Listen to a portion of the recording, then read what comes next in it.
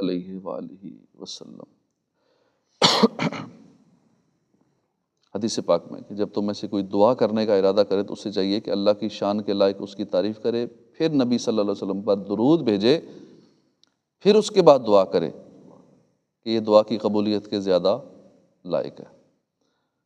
تو جب بھی دعا کریں اس سے پہلے بھی درود پاک پڑھیں، اس کے بعد بھی درود پاک پڑھیں۔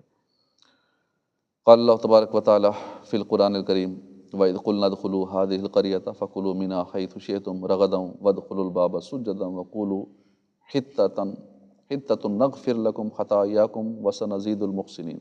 اور جب ہم نے انہیں کہا کہ اس شہر میں داخل ہو جاؤ، پھر اس میں جہاں چاہو بے روک ٹوک کھاؤ اور دروازے میں سجدہ کرتے داخل ہونا اور کہتے رہنا ہمارے گناہ معاف ہوں، ہم تمہاری خطائیں بخش دیں گے اور عنقریب ہم نیکی کرنے والوں کو اور زیادہ عطا فرمائیں گے۔ بنی اسرائیل نے جرم کیا، اللہ پاک اور اس کے نبی موسیٰ علیہ السلام کی نافرمانی کی، اور اس کے نتیجے میں ان کو میدان طیہ میں قید کر دیا گیا اور 40 سال تک وہاں قید رہے۔ حالانکہ دیواریں نہیں تھیں اس میدان کے ارد گرد، چار دیواریں نہیں تھی کیونکہ 27 کلومیٹر پہ پھیلا ہوا میدان تھا، باڑ نہیں لگائی گئی تھی۔ بس یہ اللہ کی قدرت تھی کہ یہ لوگ جتنی بھی کوشش کرتے نا اس سے نکل نہیں سکتے تھے، بغیر دیوار کے میدان تھا، کھلا میدان تھا، لیکن اس سے باہر نہیں نکل سکے۔ 40 سال تک کوشش لگے رہے، نہیں نکل سکے۔ آخر ان کی یہ قید ختم ہوئی، اللہ پاک نے انہیں بیت المقدس جانے کا حکم دیا اور فرمایا وَإِذْ قُلْنَا، اور جب ہم نے انہیں کہا، کیا کہا؟ ادْخُلُوا هَٰذِهِ الْقَرْيَةَ، اس شہر میں داخل ہو جاؤ۔ یعنی یہ ایک بستی تھی جہاں ان کو حکم دیا گیا کہ، اور بستی کون سی تھی؟ زیادہ علماء کرام یہ فرماتے ہیں اس سے مراد بیت المقدس، اور وہاں جا کے کرنا کیا ہے اس بستی میں؟ فرمایا فَكُلُوا مِنْهَا حَيْثُ شِئْتُمْ رَغَدًا، جہاں چاہو بے روک ٹوک کھاؤ۔ یعنی اس بستی میں پھل ہیں، میوے ہیں، رہنے برتنے کا سامان ہے، اور یہ سب تمہارا ہے، خوب کھاؤ پیو، سکون سے رہو۔ مزید اللہ نے اس بستی میں جانے کے 2 آداب انہیں بتائے کہ وَادْخُلُوا الْبَابَ سُجَّدًا، دروازے میں سجدہ کرتے ہوئے داخل ہونا، یہ پہلا ادب ہے۔ مطلب یہ کہ جب تم بیت المقدس میں داخل ہونے لگے ہو، بستی کا جو دروازہ ہے اس دروازے سے جھک کر ادب سے گزرنا، یا یہ مطلب ہے کہ وہاں پہنچ کر اللہ کے حضور سجدہ کرنا۔ وَقُولُوا حِطَّةٌ، اور کہتے رہنا ہمارے گناہ معاف فرما، یہ کہتے ہوئے گزرنا تو اللہ معاف کر دے گا تمہیں۔ اس سے کیا ہوگا؟ فرمایا نغفر لکم خطایاکم وسنزید المحسنین، ہم تمہاری خطائیں بخش دیں گے اور ان قریب ہم نیکی کرنے والوں کو اور زیادہ عطا فرمائیں۔ اب یہ ان پر بڑا انعام تھا، 40 سال قید سے آزادی ملی، 40 سالہ قید تھی اس میدان کے اندر، بستی میں جانا نصیب ہوا 40 سال بعد، گناہوں کی معافی کا سامان ہوا، اور مزید یہ کہ وہ بستی جہاں پہلے قوم عمالقہ آباد تھی، بغیر لڑے ان کو مل گئی، بغیر محنت کے پوری بستی فتح ہو گئی، بنی اسرائیل کے حوالے کر دی گئی، وہاں کے پھل میوے وغیرہ ان کے لیے حلال کر دیے۔ اس سب کے لیے کرنا کیا ہے؟ فرمایا بس 2 ہی کام کرنے ہیں، بستی کے دروازے سے جھک کر گزرنا ہے، پہنچ کر سجدہ کرنا ہے، اور یہ کہنا ہے حِطَّةٌ حِطَّةٌ، اے اللہ ہمارے گناہ معاف فرما دے، اے اللہ ہمارے گناہ بخش دے۔ بس یہ 2 کام کرنے، عبادتیں بخشش کا ذریعہ ہے، دونوں کام ہی نیک ہیں، بہت مشکل کام بھی نہیں ہے، آسان کام تھے، مگر افسوس بنی اسرائیل نے یہ آسان کام ہی نہیں کیے۔ فَبَدَّلَ الَّذِينَ ظَلَمُوا قَوْلًا غَيْرَ الَّذِي قِيلَ لَهُمْ، ان ظالموں نے جو ان سے کہا گیا تھا اسے ایک دوسری بات سے بدل دیا۔ انہیں حکم دیا تھا نا کہ سجدہ کر کے بستی میں داخل ہونا، انہوں نے کیا کیا کہ سرین کے بال گھسٹ کر داخل ہوئے۔ حکم تھا سجدہ کر کے یا جھک کر داخل ہونا، انہوں نے اس کا الٹ کیا، گھسٹتے ہوئے سرین کے بال داخل ہوئے۔ اور دوسرے نمبر پر کہنا تھا حِطَّةٌ، الہی گناہ بخش دے، انہوں نے کیا کیا؟ حَبَّةٌ فِي شَعْرَةٍ، حَبَّةٌ فِي شَعْرَةٍ، یعنی بال میں دانا، بال میں دانا، یہ کہتے تھے۔ اللہ نے فرمایا بخش دے، اللہ بخش دے، یہ کہنا ہے۔ جو حکم دیا انہوں نے بدل دیا، اب اتنے آسان کام دیے اللہ نے، بندہ نا شکر ہے، آسان کام بھی اسے نے بڑا مشکل لگتا ہے کہ یہ نہیں کرنا، اور رب کی نعمتیں نہیں دیکھ رہا کہ اللہ کرم کتنا فرما رہا ہے۔ بس اس قوم نے بھی یہی کیا، اور پھر کیا ہوا، ان کو سزا ملے۔ اللہ پاک فرماتا ہے فَأَنزَلْنَا عَلَى الَّذِينَ ظَلَمُوا رِجْزًا مِّنَ السَّمَاءِ بِمَا كَانُوا يَفْسُقُونَ، تو ہم نے آسمان سے ان ظالموں پر عذاب نازل کر دیا کیونکہ یہ نافرمانی کرتے رہتے۔ روایت میں ہے کہ اس وقت بنی اسرائیل پر طاعون کا عذاب آیا، اچانک طاعون کی وبا پھیل گئی، اور کچھ ہی دیر میں 70,000 اسرائیلی مر گئے۔ یہ تاریخ کا سب سے بڑا طاعون تھا جو بنی اسرائیل کی نافرمانی کی وجہ سے بطور عذاب ان پر آیا۔ حدیث پاک میں کہ بے شک یہ طاعون ایک عذاب ہے جسے تم سے پہلے لوگوں پر مسلط کیا گیا تھا۔ مسلمانوں کی پیاری امی جان حضرت عائشہ صدیقہ طیبہ طاہرہ رضی اللہ عنہا سے روایت ہے، محبوب ذیشان صلی اللہ علیہ وسلم نے فرمایا طاعون ایک عذاب ہے، اللہ پاک جس پر چاہتا ہے یہ عذاب بھیج دیتا ہے۔ مزید فرمایا اللہ پاک نے اہل ایمان کے لیے اسے رحمت بنایا ہے، کوئی مومن ایسا نہیں جو طاعون میں پھنس جائے پھر اپنے شہر ہی میں صبر سے ٹھہرا رہے اور یہ سمجھے کہ اللہ پاک نے جو لکھ دی ہے اس کے سوا کوئی تکلیف مجھے نہیں پہنچ سکتی۔ ایسے بندہ مومن کو شہید کے برابر ثواب ملے گا۔ اور کیسی کرم نوازی ہے، طاعون ہم سے پہلوں کے لیے عذاب تھا مگر ہمارے لیے حضور کے صدقے میں یہ رحمت بنا دیا گیا طاعون۔ یعنی اللہ نہ کرے کسی مسلمان کو طاعون ہو جائے، پھر اس طاعون میں وہ بندہ صبر کرے اور اسی حالت میں مر جائے تو اس کو شہید کے برابر ثواب ملے گا۔ تو اس جگہ ایک سوال ہے کہ توبہ کہیں بھی کی جائے اللہ پاک سنتا ہے، جانتا ہے، دیکھتا بھی، توبہ قبول بھی فرماتا ہے۔ پھر بنی اسرائیل کو کیوں حکم ہوا کہ بیت المقدس جاؤ اور وہاں جا کے توبہ کرو؟ بیت المقدس میں بھیج کر دروازے میں داخل ہوتے وقت گناہوں کی معافی مانگنے اور شہر میں ادب کے ساتھ جھک کر داخل ہونے کا حکم کیوں دیا گیا؟ اس کا جواب ہمیں دوسری آیت سے معلوم ہوتا ہے، المسجد الاقصی الذی بارکنا حولہ، مسجد اقصی وہ جو ہم نے برکتیں رکھیں اس کے ارد گرد۔ علماء کرام فرماتے ہیں مسجد اقصی کے ارد گرد یعنی بیت المقدس والی بستی کی برکت یہ ہے کہ یہاں اللہ کے نبیوں کے اور ولیوں کے مزار ہیں، اس لیے قرآن میں فرمایا کہ مسجد اقصی کے ارد گرد برکتیں ہیں، وہاں مزار ہیں جن پر دن رات صبح و شام رحمتیں برستی ہیں۔ جہاں بھی اللہ کے ولیوں کا، اللہ کے نیک بندوں کا مزار تھا، وہاں رحمتیں برستی ہیں، اسی لیے لوگ وہاں مزاروں پہ، درباروں پہ جاتے ہیں کہ وہاں جا کر دعا کریں گے تو زیادہ قبول ہوگی کیونکہ رحمتیں نازل ہوتی ہیں۔ بنی اسرائیل چونکہ گناہ گار تھے، یہ خود رحمت کے لائق نہیں تھے، لہٰذا حکم دیا گیا کہ بیت المقدس جاؤ، وہاں یوں ہی دن رات رحمت برس رہی ہے، اس رحمت کے چینٹے تم پر پڑیں گے، تمہاری توبہ قبول ہو جائے گی۔ تو معلوم ہوا اللہ کے نیک بندوں کے مزارات کے پاس ان کی برکت سے توبہ جلد قبول ہوتی ہے۔ اس لیے ہمیں چاہیے کہ مزارات انبیاء، مزارات صحابہ، مزارات اولیاء پر حاضری دیا کریں۔ ہم تو گناہ گار ہیں، گناہوں میں لتھڑے ہوئے ہیں، مگر اللہ کے نیک بندوں کے مزارات بہت پاک جگہیں ہیں، وہاں ہر وقت ہی رحمتوں کی برسات ہے۔ ہم وہاں پہنچیں گے، برستی ہوئی رحمت میں غوطہ لگائیں گے، انشاءاللہ بیڑا پار ہو جائے گا۔ بڑا مشہور واقعہ ہے، بخاری شریف میں بھی ہے، میرے آقا صلی اللہ علیہ وآلہ وسلم نے یہ واقعہ اپنے صحابہ کو سنایا ہے۔ کیا واقعہ تھا؟ پیارے نبی صلی اللہ علیہ وسلم نے فرمایا پچھلی امتوں میں ایک شخص تھا، اس شخص نے 99 قتل کیے۔ اب بڑی شرمندگی ہوئی، اپنے گناہوں پر نادم ہوا، چنانچہ ایک دینی حلیے والے شخص کے پاس گیا اور کہا کہ میں نے 99 قتل کیے ہیں، کیا میری توبہ قبول ہو سکتی ہے؟ یہ شیخ زیادہ شاید پڑھے لکھے نہیں تھے، انہوں نے انکار کر دیا کہ تمہاری توبہ تو قبول نہیں ہو سکتی، 99 قتل کیے ہیں۔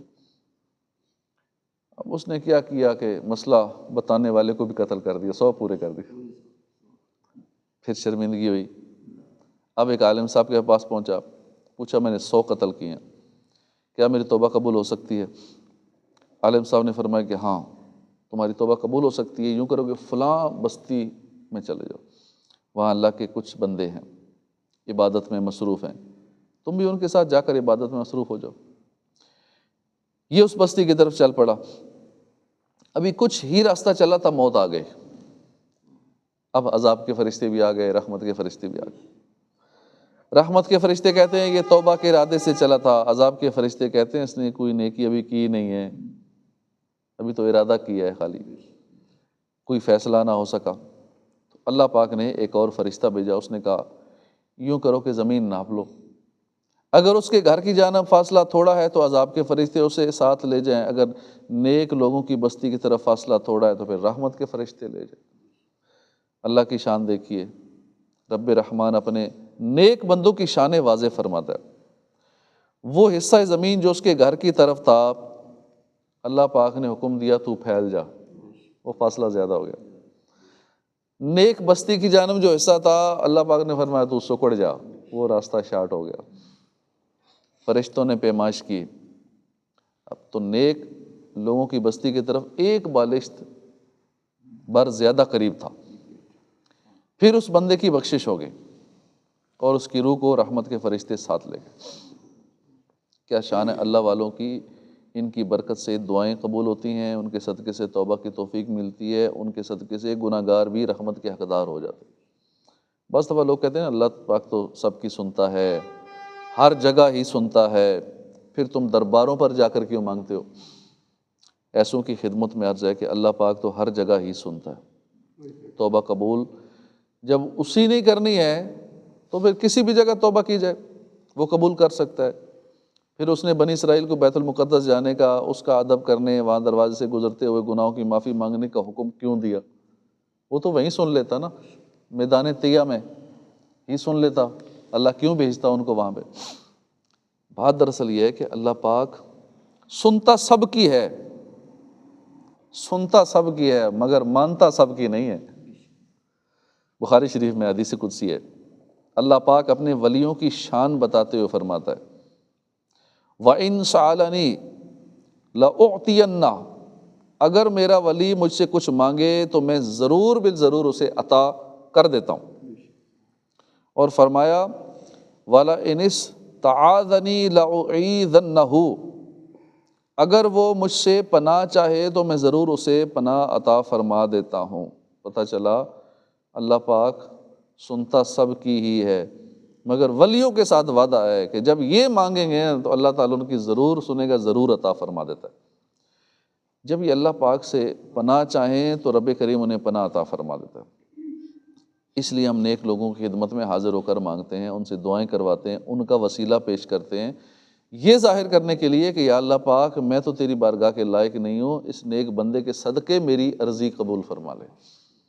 علامہ ابن جوزی لکھتے ہیں نا، بغداد میں 10 نوجوان تھے، سبھی آپس میں دوست تھے، اور سبھی کی آنکھوں پر غفلت کا پردہ تھا، دن رات بس گناہوں میں مصروف رہتے تھے۔ ایک مرتبہ انہوں نے ایک دوست کو بازار کچھ خریدنے کے لیے بھیجا، اس نے آنے میں بہت دیر کر دی۔